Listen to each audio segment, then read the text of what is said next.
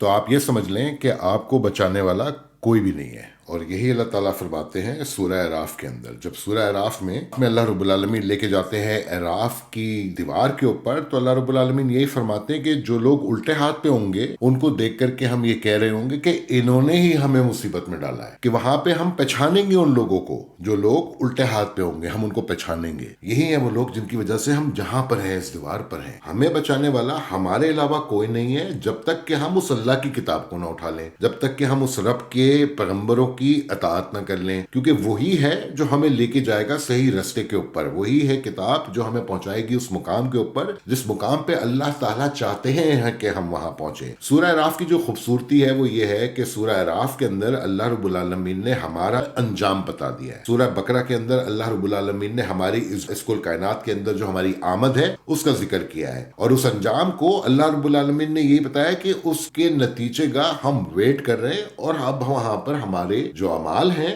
وہ اعمال ہمارے آگے آ جائیں گے، اور ان اعمالوں کے اوپر ہمیں ڈالا جائے گا جنت میں یا دوزخ میں. اور جب ہم اللہ رب العالمین کے سامنے کھڑے ہوں گے اس دیوار کے اوپر، تو اللہ تعالیٰ کا سب سے پہلا سوال جو ہم سے ہوگا وہ اس کی عبادت پر ہوگا، کیونکہ وہ یہی کہتا ہے کہ میں نے جنوں کو اور انسانوں کو عبادت کے لیے بنایا ہے. تو وہ عبادت کے بارے میں ہی سب سے پہلے ہم سے پوچھے گا کہ تم نے عبادت میری کری تھی کہ نہیں کری تھی. اور جو انسان اللہ کی عبادت کرے گا،